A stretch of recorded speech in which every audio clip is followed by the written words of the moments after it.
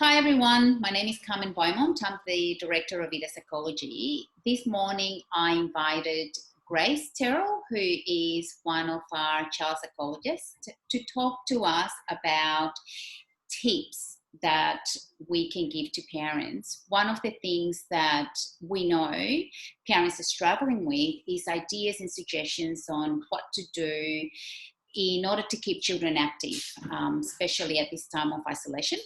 It's a struggle enough as it is being a parent, but I think you throw COVID in the mix, it becomes even more of a challenge. So our wonderful psychologists who are very creative, they're always suggesting and supporting and giving tips to our parents. So they came up with the idea of why don't we share that with the community to help as many parents as we can. So, Grace, would you like to introduce yourself? Hi there, my name's Grace. I'm a psychologist who works with children and adolescents. Perfect. So, Grace, as I was saying earlier, one of the things that we've noticed is how much parents are struggling with having to wear different hats and juggling, being parents working from home, now it's home learning and keeping children active. So our hearts really go to those parents. And we're also finding parents having to in some instances even cut down the working hours to spend time with the children and also interact with the children, and that's also resulting in strain for the parents that we're seeing. So can I pick your brain and for you to share some of the suggestions and tips that you're giving some of our parents, please? Yeah. So with ways to keep active, I suppose I'd start by encouraging you that it is really important for mental health for kids and for parents to keep active. So even though it can be more difficult to do at the moment, it's a good investment of time, because time spent being active is time spent that also helps to regulate emotions and also helps get a better night's sleep. So it is a good use of time. So there's lots of different ways we can do that. And, 5 weeks into lockdown, you're probably running a bit low on those ideas. Yes. For young children in particular, who ordinarily we might go out to the playground with, it's particularly hard that the playgrounds haven't been open. Yes.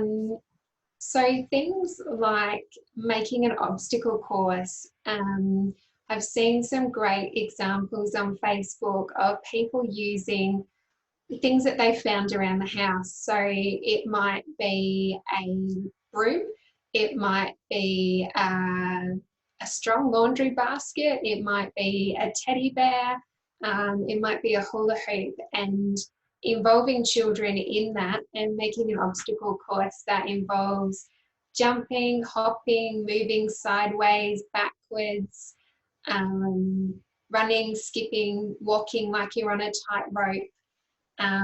That can be a way to encourage different types of actions. And I like that, because that's also encouraging different motor coordination skills. So I think it's very helpful for children. And I love the fact that involving them in making those courses too, just promotes that collaboration. And children are more likely, I know, being a parent myself, getting the children involved in whatever it was that I was doing, the participation from them and commitment to that activity, whatever that activity was, it increases. So that's great. And children have fabulous imaginations. So you might come up with an obstacle course that involves rescuing their unicorn, and you have to go under the river and over the mountain and through the forest, or You know, on a rainy day, you might put down, use some masking tape or put down a little towel on the ground and have stepping stones, and you're pretending that the floor is lava and don't fall in or don't get eaten by the crocodiles by going across stepping stones. So kids have an amazing sense of humour. And humour can be so refreshing at the moment when we're all under a lot of extra strain. Yes. So tap into their interests and their ideas, because then it's not just physical exercise, it's moving your body. It's also about their imagination, their oral language, their cooperation. Maybe we have to work together to rescue that unicorn, and you pass me this and I'll catch that, and we do it as a team. Yeah, and that can also be storytelling. Yeah. So, you know, part of that storytelling could even be a follow-up of that activity. It could even be, as I'm talking to you about it, it could be even putting a book together, a story together. That then you can, you know, and it could just be, depending on how old the children are, it could just be pictures, drawings, little objects of leaves or words. I'm also, yeah, you just reminded me when I was little, pretending that the clothes that were drying was a jungle. Yeah. And I'll be walking through the jungle. Yeah. I've forgotten that. Yeah.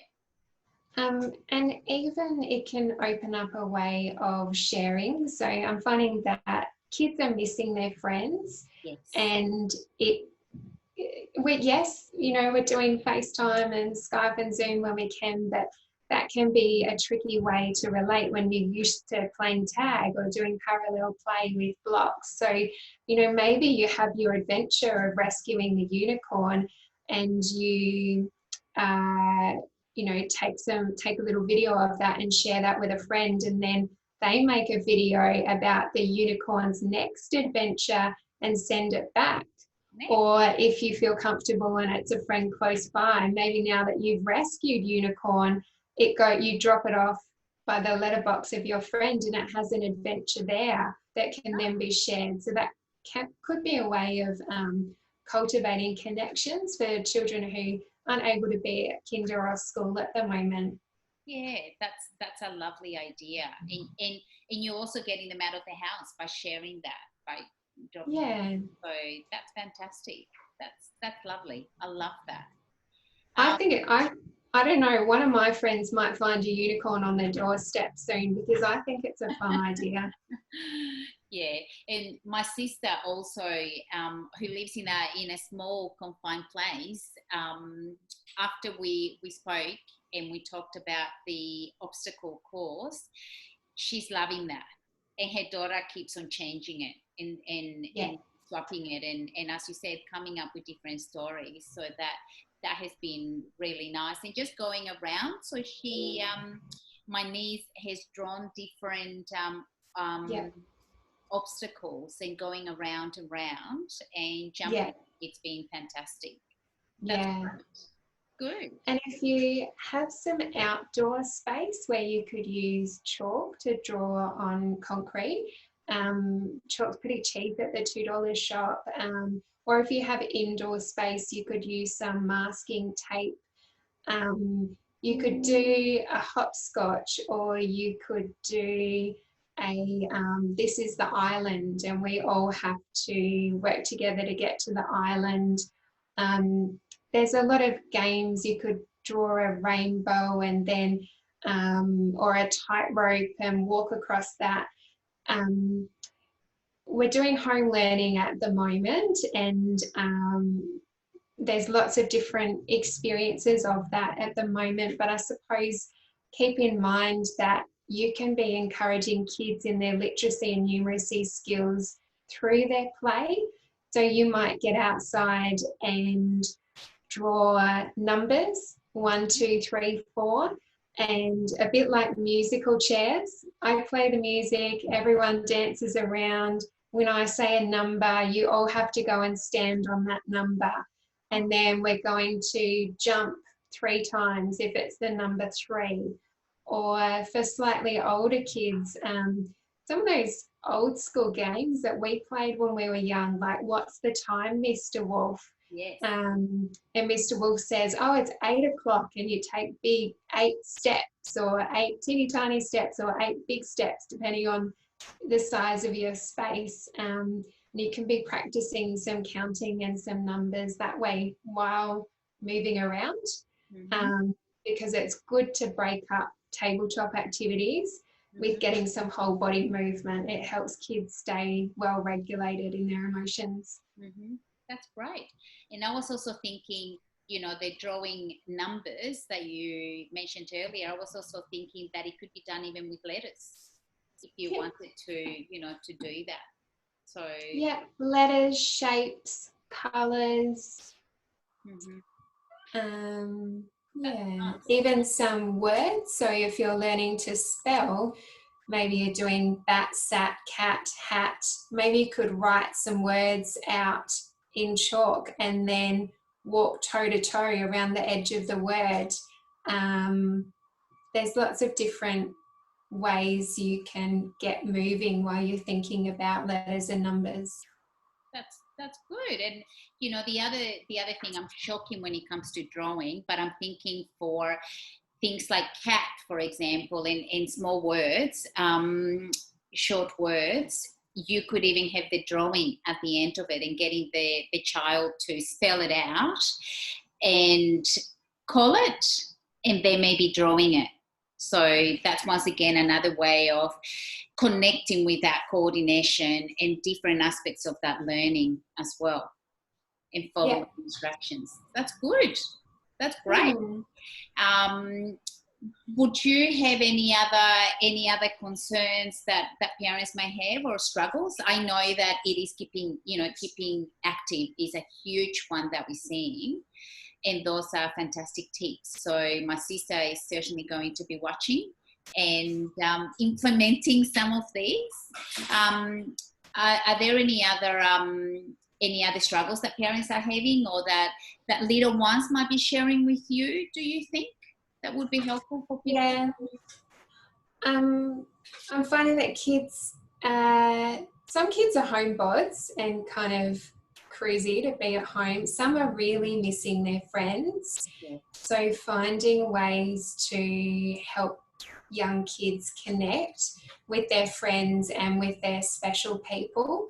You know, a lot of families are getting tech savvy and using video conferencing, but I'm also wondering about making, drawing, telling stories, and then either electronically or physically passing it on.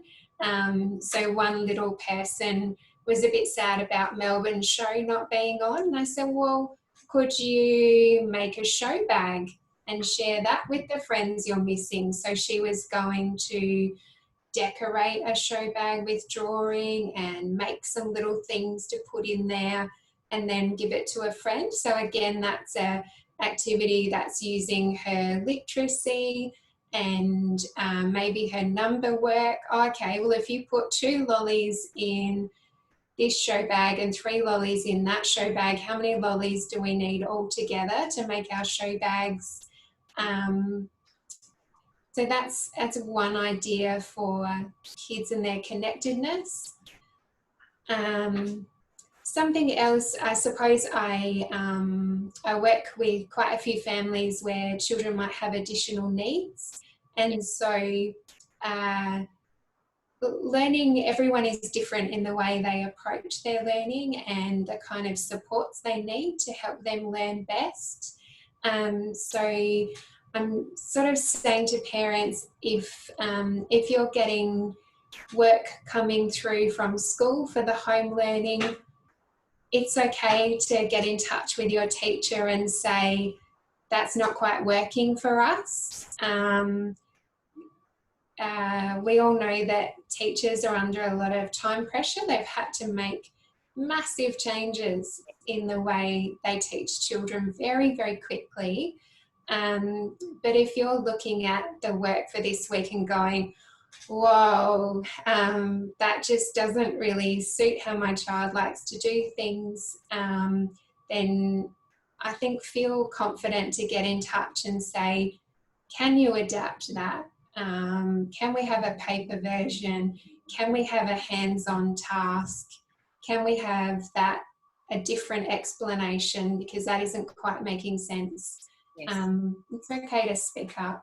Yeah, and that's a good point, Grace. One of the things that I'm hearing from friends who are home learning, and my own experience as well, is that teachers are very flexible and very open. They want you to reach out because ultimately they don't want this experience to be a negative one for anyone, the children or their parents. And they understand that parents are parents and they're not teachers.